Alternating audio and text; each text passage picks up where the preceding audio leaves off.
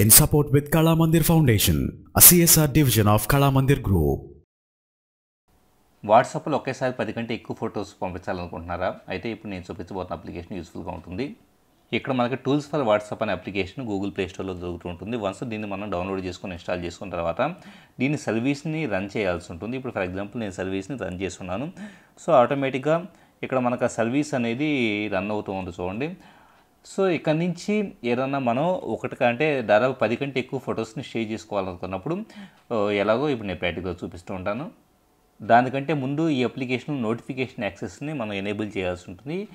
అలాగే నెక్స్ట్ వచ్చేటప్పటికి కాల్స్, అంటే మనకి ఏమన్నా వాట్సాప్ ద్వారా కాల్ చేసినప్పుడు డైరెక్ట్గా వాళ్ళకి పర్మిట్ అవ్వకుండాను, అలాగే మనం బయటికి ఏదైనా కాల్ చేయాలనుకున్నప్పుడు కూడా వాట్సాప్ ద్వారా కాకుండా మొబైల్ ద్వారా కాల్ చేసే విధంగా కూడా సెట్ చేసుకోవచ్చు. ఇక్కడ మనం వాటిని టిక్ చేసేసి తగిన విధంగా కాన్ఫిగర్ చేస్తే సరిపోతుంది.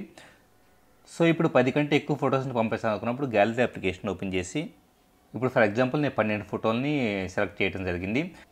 షేర్ అనే బటన్ మనం ట్యాప్ చేస్తున్నామంటే కనుక ఇక్కడ వచ్చే ఆప్షన్స్లో మనకి వాట్సాప్ 10+ అనే దాన్ని మనం సెలెక్ట్ చేయాల్సి. వన్స్ సెలెక్ట్ చేసిన తర్వాత మనం ఏ కాంటాక్ట్కి పంపించాలో ఆ పర్టికులర్ కాంటాక్ట్ని సెలెక్ట్ చేసుకోవాలి.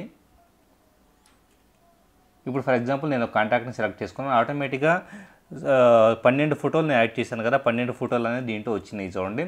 సో ఇలాగ మనకి 100 ఆఫ్ ఫొటోస్ను కూడా మనకి ఈ అప్లికేషన్ ద్వారా మన ఫ్రెండ్స్తో ఒకేసారి షేర్ చేసుకోవడానికి అవకాశం కలుగుతుంటుంది. In support with Kala Mandir Foundation, a CSR division of Kala Mandir Group.